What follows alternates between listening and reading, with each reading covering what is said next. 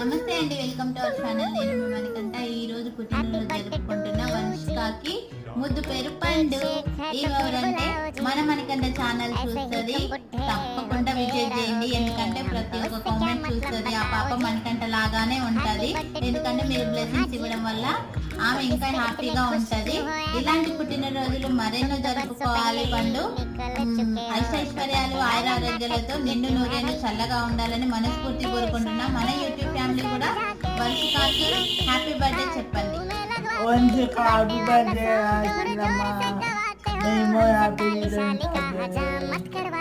Okay.